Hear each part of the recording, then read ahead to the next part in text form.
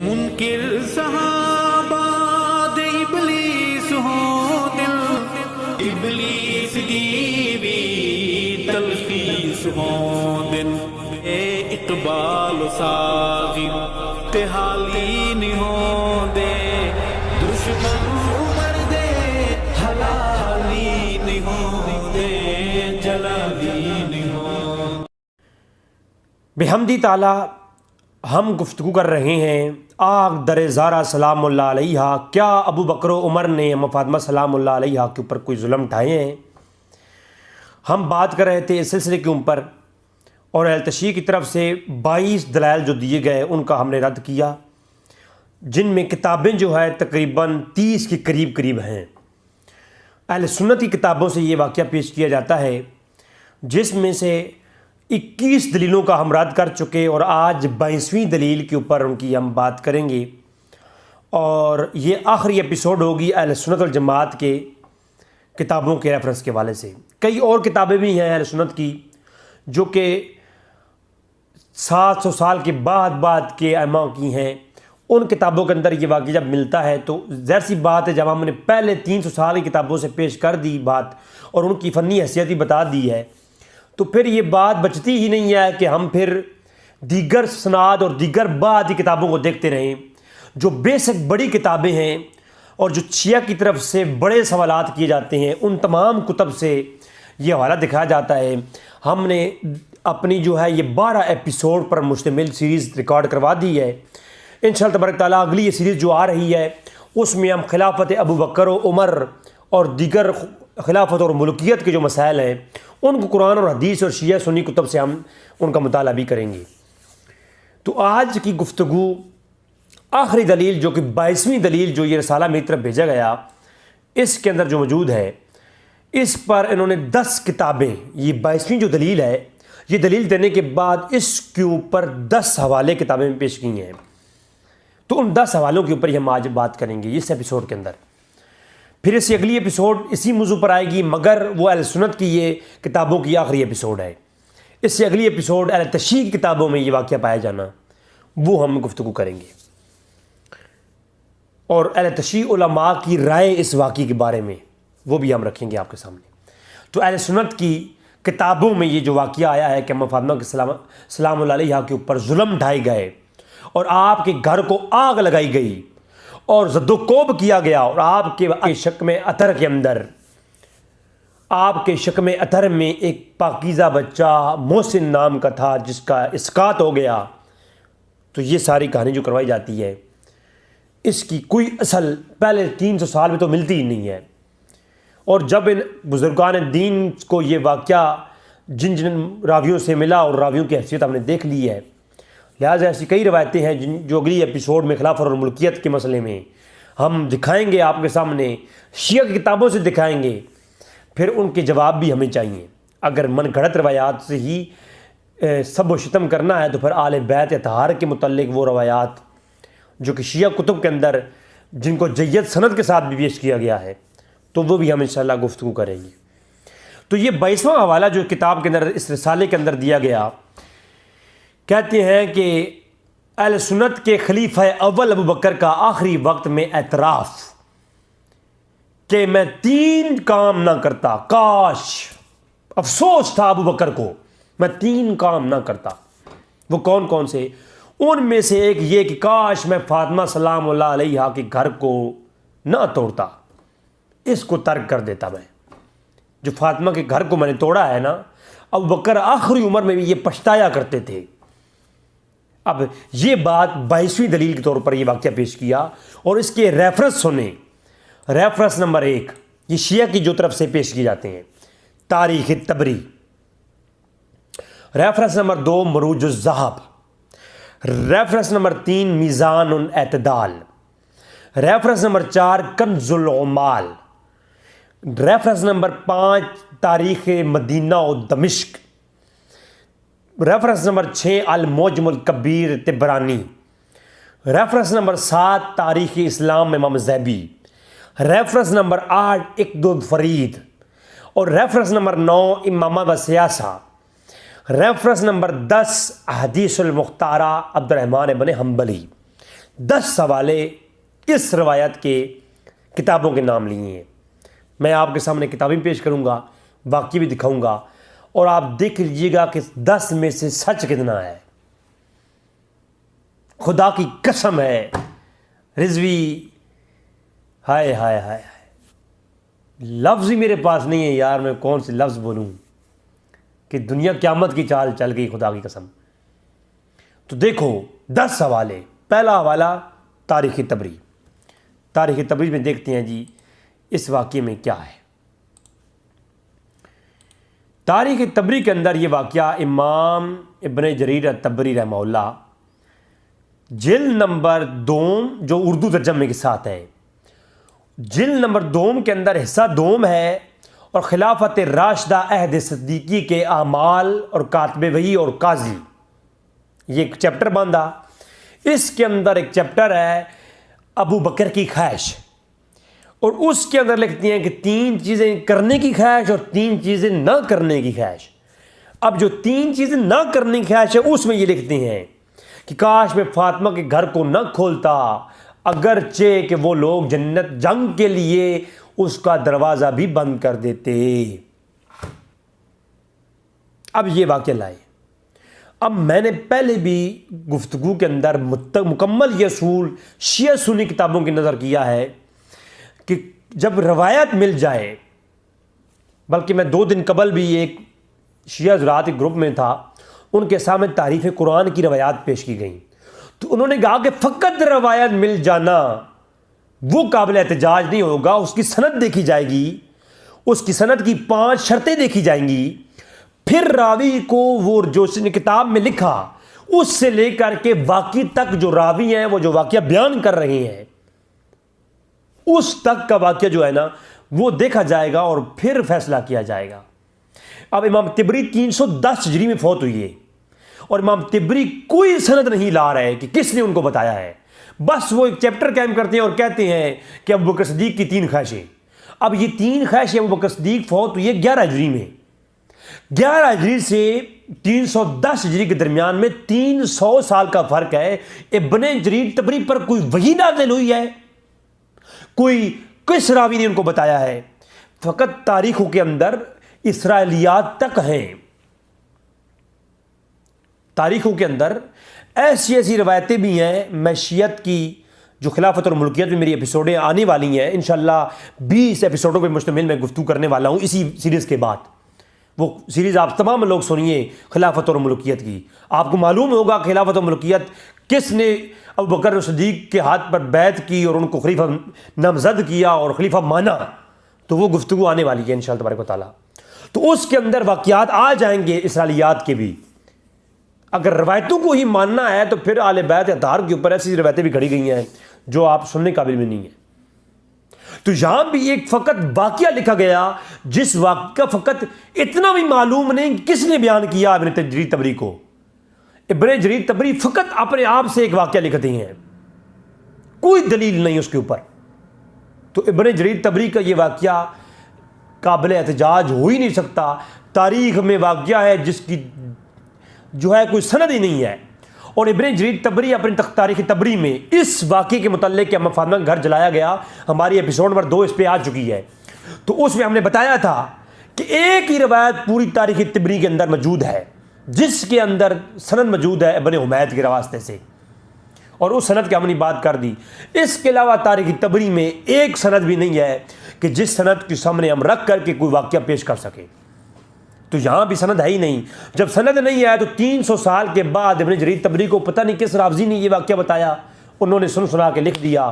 تو کئی ایک ایسے واقعات ہیں جو گھڑے گئے ہیں, اور یہ واقعات کس نے گھڑے ہیں آگے چل کے وہ بھی بات کھل جائے گی ہماری آج کی ایپیسوڈ کے اندر ہی. جی تو پہلا حوالہ کس کا تھا؟ تاریخ طبری کا. لہذا تاریخ طبری کے اندر اس کی سند ہی نہیں ہے, ایک واقعہ لکھا گیا ہے. اب قرین قیاس یہ ہے کہ یہ واقعہ کہاں سے لیا گیا, اس کا راوی کون ہے, اور سند کے ساتھ یہ کہاں موجود ہے. آگے میں آپ کے سامنے یہ راز بھی کھول رہا ہوں. دوسرا حوالہ, پہلا یہ واقعہ کدھر ہے؟ تاریخ طبری میں, سند نہیں. نمبر 2 مروج الذہب کس کی کتاب ہے؟ مسعودی کی. تو مسعودی کے اوپر میں اسی سیریز کے اندر ایک پوری ایپیسوڈ ڈال چکا ہوں کہ مسعودی کون تھا، اس کی مروج الذهب کی حیثیت کیا ہے، اور امامیہ کے علماء شیعہ نے ان کو کیا کہا ہے۔ تو لہٰذا مسعودی تھا ہی شیعہ، اور مسعودی نے 5 کتابیں شیعہ امامیہ کے عقیدوں پہ لکھی ہیں۔ تو مروج الذهب کے اندر اس نے لکھ دیا تو ہمارے لیے کوئی حجت ہو نہیں ہے۔ 2 حوالے ہو گئے۔ نمبر 3 میزان الاعتدال۔ میں حیران ہو گیا، میں کویت کے اندر، میرا ایک سٹے تھا، تو کویت کے اندر ہمارے ہوٹل کے اندر کچھ احباب اسی طرح بیٹھے ہوئے تھے، تو جو ساتھ والے بھائی تھے وہ شیعہ کو یعنی علماء بہت سنتے ہیں وہ، تو انہوں نے شہنشاہ نقوی صاحب کا کلپ چلا دیا، وہ کٹا ہوا کلپ اس میں سے تھا، ایک پورا ان کا تیر قادری کی ریپلائی میں ایک پورا کلپ ہے، اس میں سے ایک حوالہ کٹا ہوا تھا کہ شہنشاہ نقوی صاحب پیش کر رہی ہیں، دیکھیں جی یہ ہے جناب میزان الاعتدال، اور میزان الاعتدال میں لکھا ہوا ہے کہ جناب یہ ابو بکر صدیق پچھتایا کرتے تھے۔ میں حیران ہو گیا بھئی یار میزان الاعتدال تو اسماء الرجال کی کتاب ہے، اب اسماء الرجال کتابوں میں روایات، عقائد اور دلائل کہاں سے آ گئے؟ بڑا پریشان ہو گیا میں اس موضوع پر۔ خیر کویت سے پھر ہمارا سفر شروع ہوا سعودی عرب کی طرف۔ اس دوران میں جہاز میں بھی سوچتا آیا کہ یار یہ واقعہ میزان الاعتدال میں کدھر سے کیسے، بڑی پریشانی لاحق ہو گئی۔ میں سعودی عرب پہنچتی ہی میں نے اس کتاب کا مطالعہ اسٹارٹ کر دیا، ڈھونڈنے لگ گیا کہ یہ واقعہ کہاں آیا ہے۔ اب شنشان صاحب نے بھی تو فقط بتا دیا کہ یہ واقعہ دیکھیں یہ ہے کتاب اس کے اندر آ گیا ہے، اب وہ کہاں آیا وہ بھی کسی کے اس کے ترجمے میں ہے یہ بھی نہیں بتایا، بڑا پریشانی ہو گئی۔ ڈھونڈتے ڈھونڈتے آخر کار میں نے الوان بن داؤد بجلی کے ترجمے میں یہ واقعہ جا پایا۔ الوان بن داؤد بجلی جو راوی ہے اس کے ترجمے کے اندر آپ جب دیکھتے ہیں اس کو تو اس کے ترجمے میں یہ آپ کو واقعہ ملتا ہے۔ میں حیران ہو گیا کہ یار الوان بن داؤد کے ترجمے میں ایک واقعہ آیا اور اس کی فنی حیثیت کیا ہے، اب آپ وہ بھی دیکھ لیں ذرا۔ اب الوان بن داؤد بجلی جو ہے اس کا ترجمہ قائم کیا میزان الاعتدال میں۔ میزان الاعتدال کوئی واقعات کی یا حدیثوں کی کتاب ہے ہی نہیں۔ لسان المیزان اور میزان الاعتدال جو کتاب ہے وہ اسماء الرجال کتاب ہے، راوی کا نام ہوتا ہے اور وہ سکہ ہے یا نہیں ہے، اس نے کون کون سے واقعے گھڑے ہیں، کون کون سی روایتیں اس کی موضوع ہیں، اس موضوع کی کتاب ہے لسان المیزان اور میزان الاعتدال۔ علامہ ذہبی چیپٹر قائم کرتے ہیں الوان بن داؤد کا، اور الوان بن داؤد کا چیپٹر قائم کر کہتے ہیں یہ منکر الحدیث امام بخاری نے کہا، فلاں نے کہا کہ یہ سکہ ہے، فلاں نے کہا کہ یہ ضعیف ہے، فلاں نے کہا کہ یہ شیعہ ہے، سارے قول لکھے۔ اور لکھنے کے بعد امام ذہبی لکھتے ہیں کہ الوان بن داؤد ایک کذاب راوی ہے، اور اس کا ایک مکذوبہ واقعہ یہ بھی ہے کہ ابو بکر صدیق کہا کرتے تھے کہ جناب آخری عمر میں کہ کاش میں محمد گھر کو آگ نہ لگاتا۔ میزان الاعتدال میں رد کرتے ہوئے راوی کا بطور دلیل ایک مکذوبہ واقعہ لکھتے ہیں امام ذہبی۔ شہنشاہ نقوی صاحب کہتے ہیں کہ جناب یہ دیکھیے یہ واقعہ آیا ہے میزان الاعتدال میں۔ او یار خدا کا واسطہ ہے یار، اور کچھ شرم، کوئی امید بر نہیں آتی، کوئی صورت نظر نہیں آتی، موت کا ایک دن معین ہے، نیند کیوں رات بھر نہیں آتی، اور کعبے کس منہ سے جاؤ گے غالب، شرم تم کو مگر نہیں آتی۔ او یار جہاں واقعہ لکھ کر کے اس کا رد کیا جا رہا ہے اور لکھا جا رہا ہے کہ واقعہ مکذوبہ ہے، شیعہ حضرات پیش کر رہے ہیں کہ یہ میزان الاعتدال میں آیا ہے۔ کس نے کہا ہے؟ شہنشاہ نقوی نے کہا ہے۔ اس جیسا کذاب میں نے دنیا میں نہیں دیکھا یار، اتنا بڑا جھوٹ، وہ بھی ٹی وی پہ آپ چینل میں بیٹھ کے جھوٹ بول رہے ہیں یار۔ کوئی نجی محفل میں بول دیتے تو خیر ہے، تقیہ کرتے ہو، ویسے بھی ٹی وی پر کتاب، اتنی بڑی کتاب اٹھا کر کے، اور کیا کہہ رہے ہیں کتاب میں آیا ہے کیا کہ واقعہ لکھا ہوا ہے، تو واقعہ کیا لکھا ہوا ہے الوان بن داؤد کے چیپٹر میں کہ یہ کذاب راوی ہے اور یہ اس کا مکذوبہ واقعہ ہے، یہ لکھا ہوا ہے اور وہ یہ دکھا رہے ہیں۔ تو یہ دلیل نمبر 3 کا جواب بھی کہ وہ میزان الاعتدال میں واقعہ نہیں لکھا ہوا، اس کا رد لکھا ہوا ہے۔ دلیل نمبر 4 کنز العمال، اس کے اندر 2 واقعے ہیں اس عنوان کے متعلق۔ ایک تو معلق روایت ہے سند ہی کوئی نہیں، تو اس کے بارے میں تو ہم کوئی کچھ کہہ نہیں سکتے۔ دوسری روایت ہے اسلم ادوی کی، جو کنز العمال کے اندر ہے۔ تو اسلم ادوی کا جواب وہ پہلی ایپیسوڈ کے اندر جو میں نے مصنف ابن ابی شیبہ کی روایت میں اسلم ادوی راوی ہے نا وہ دیا ہے نا، وہی جواب یہاں پر بھی ہے۔ ابو بکر صدیق مرتے وقت آخری وقت پچھتا رہے تھے، کون بیان کرتا ہے؟ اسلم ادوی۔ اور اسلم ادوی ایمان لاتا ہے اب عمر فاروق کے دور میں ابو بکر کی وفات کے بھی سال کے بعد، کئی مہینوں کے بعد، کئی سالوں کے بعد جا کے ایمان لاتا ہے، اسلام قبول کرتا ہے اور غلامی عمر میں آتا ہے۔ عمر فاروق کے دور خلافت میں ابو بکر صدیق کو وفات پائی ہوئی کئی ماہ ہو چکے، اسلم ادوی ایمان قبول کرتا ہے، اور ابو بکر صدیق آخری وقت میں یہ کہہ رہے تھے، یہ وہ سن رہا تھا یار کچھ علوم حدیث پڑھ لو، کوئی علم روایت پڑھ لو، پھر کوئی بات کرو ہمارے ساتھ، یار کہانیاں کروا رکھی ہیں جناب۔ تو کنز العمال کے اندر بھی یہ واقعہ، اس کی کوئی سر پیر نہیں ہے۔ تاریخ دمشق جسے کہا جاتا ہے، اس کے اندر بھی آپ دیکھ لیں۔ اب اس کے اندر بھی چیپٹر کس کا ہے؟ الوان بن داؤد کا، الوان بن داؤد کا چیپٹر ہے، اور اس کی روایتوں کا ذکر ہے۔ اب روایتوں کا ذکر کرتے کرتے نا جناب امام ابن عساکر کہتے ہیں کہ یہ جو الوان بن داؤد ہے اس کے بارے میں دو ٹوک لفظوں میں کہہ دیا۔ تو امام ابن عساکر نے تاریخ مدینہ اور دمشق کے اندر دو ٹوک لفظوں میں اس کو کذاب لکھا، اور اس کے من گھڑت واقعات ان کی ایک مسلسل ایک سیریز بیان کی ہے۔ اس سیریز میں یہ مکذوبہ واقعہ بھی لکھا ہے، حضرات دکھا رہی ہیں، اور وہاں پر بھی کوئی سند نہیں ہے۔ تاریخ مدینہ اور دمشق میں اندر تو پہلے واقعے کی سند پیش کرو، سند ہے ہی نہیں، اور جو واقعہ وہ لائے ہیں نا امام ابن عساکر، وہ بھی الوان بن داؤد کی من گھڑت روایتوں کے موضوع کے بیان میں لائے ہیں۔ الوان بن داؤد کا چیپٹر اور اس کی مکذوبہ واقعات، اور وہ جناب شیعہ دکھا رہے ہیں کیا، ہائے ہائے ہائے، قیامت کی چال چل گیا یہ لوگ، قیامت کی چال۔ یار جھوٹ تو بولو، ایسا بولو کوئی کام بنے نا یار، اتنا سفید جھوٹ دن دہاڑے یار، اوئے ہوئے ہوئے ہوئے۔ تم حیا اور شریعت کے تقاضوں کی بات کرتے ہو، ہم نے ننگے جسموں کو ملبوس حیا دیکھا ہے، ہم نے دیکھی ہیں احرام میں لپٹے کئی ابلیس، ہم نے کئی بار میخانے میں خدا دیکھا ہے۔ تو تاریخ مدینہ اور دمشق کا یہ حقیقت ہے۔ میں مختصراً بیان کر رہا ہوں، میں اس کے اوپر پہلے آج سے سال قبل میں اس کے اوپر سیریز ریکارڈ کروا چکا ہوں گھنٹوں گھنٹوں کی، یہ تو دوبارہ اب اس یہ رسالہ آنے کی وجہ سے میں بات کر رہا ہوں، کئی ابواب کا حکم تھا اس کے اوپر۔ تاریخ اسلام امام زیبی کا واقعہ، تاریخ اسلام امام زیبی۔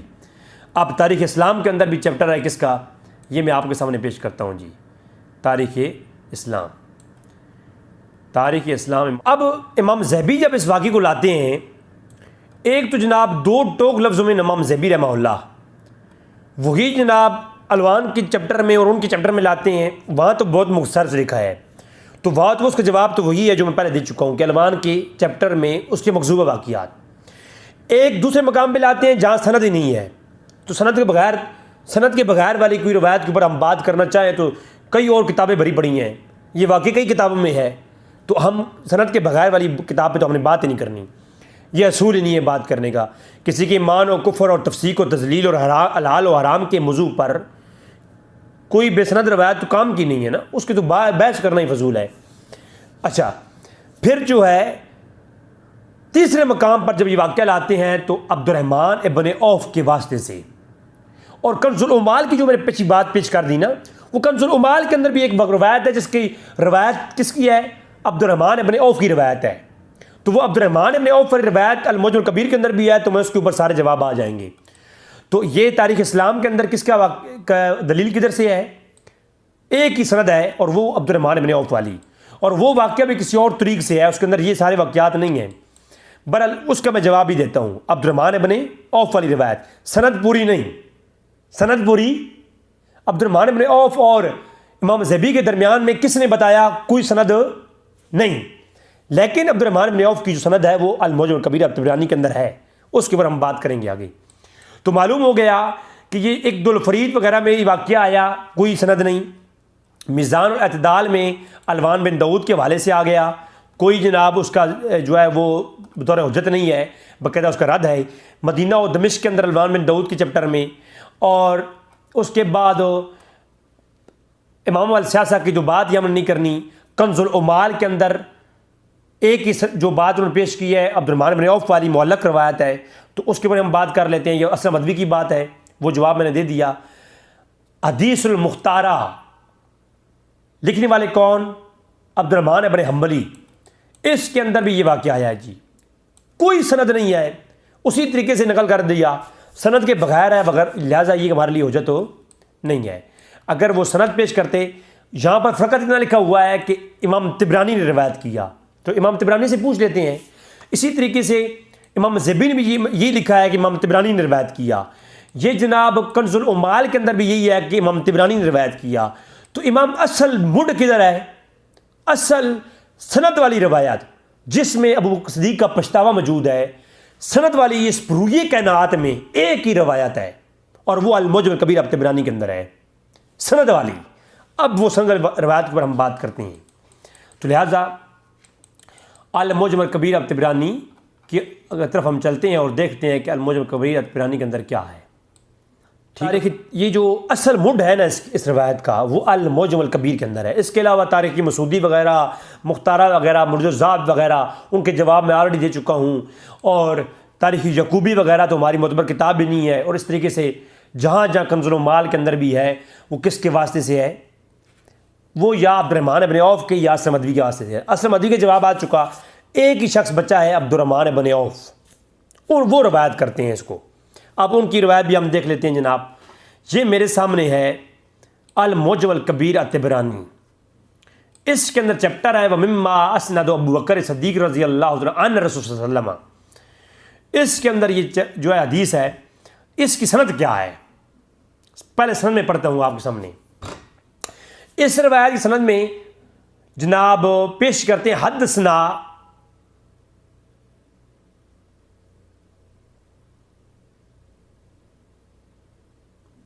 المعجم الکبیر کے اندر جو سند ہے اس میں پہلا راوی ہے روح ابن فرج المصری، وہ کہتے ہیں سعید ابن عفیر سے، وہ کہتے ہیں حدثنی الوان ابن داؤد بجلی، الوان ابن داؤد۔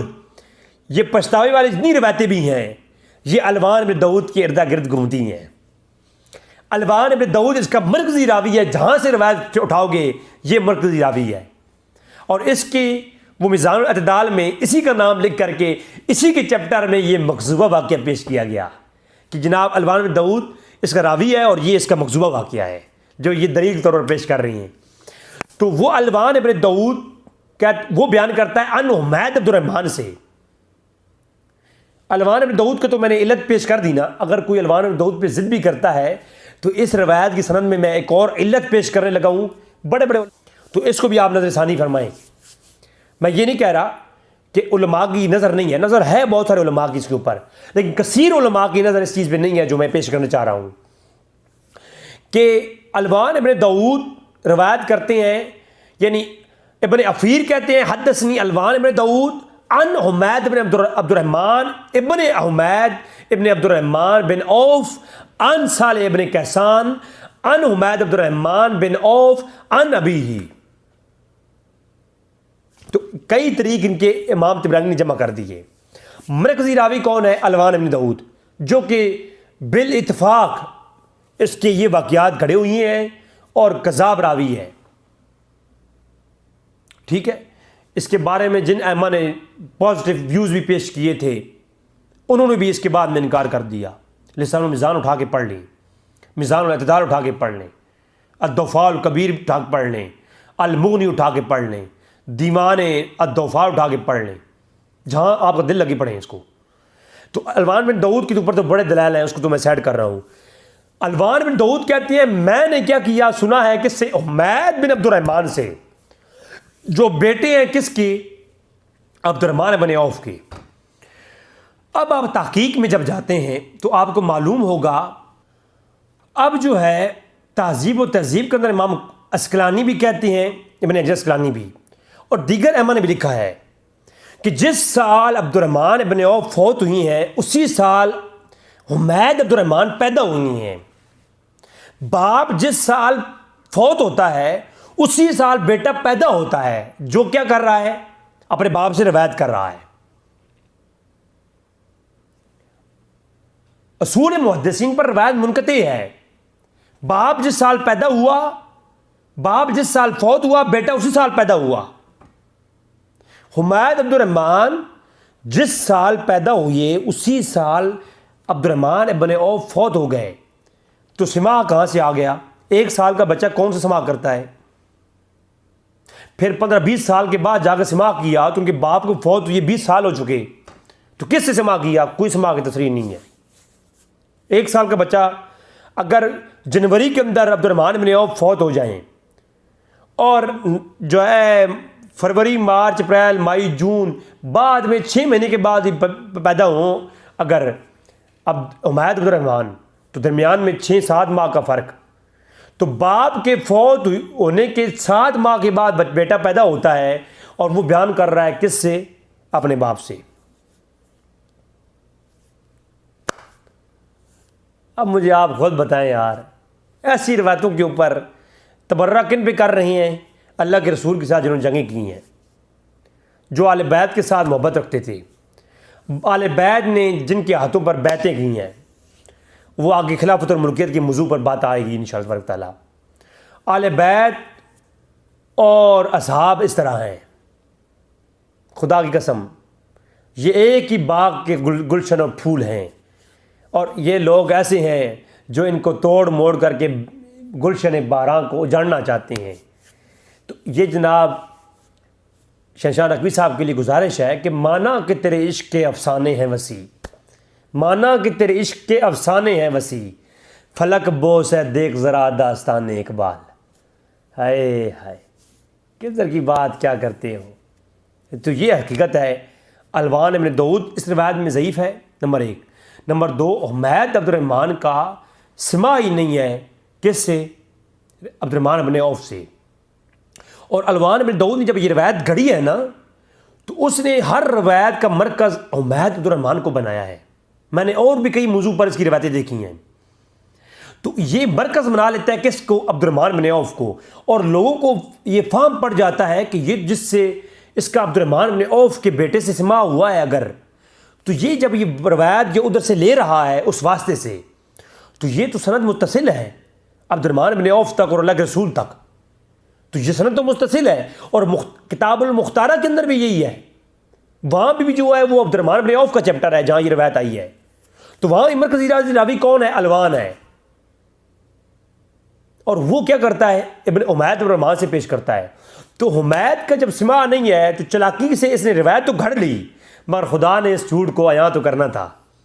تو درمیان میں یہ بات اس نے ذہن میں سوچی نہیں کہ لوگ بعد میں یہ بھی تحقیق کر لیں گے کہ عبد الرحمن جس سال فوت ہوئے عوف ابن عوف اسی سال ابن عبد الرحمن پیدا ہوئی ہے.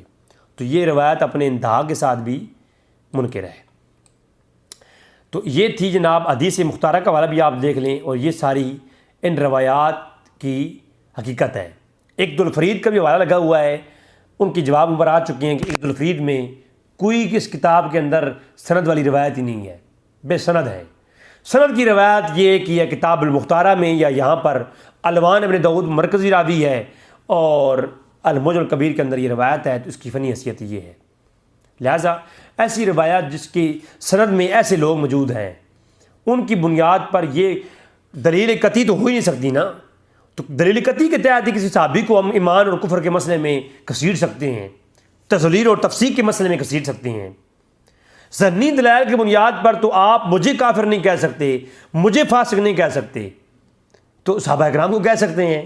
او یار کچھ خدا کے لیے یہ تعصب سے ہٹ کر کے کبھی کوئی عوام کو صحیح بات بھی بتا دی جائے تو یہ ہمارے لیے صحیح ہوگا.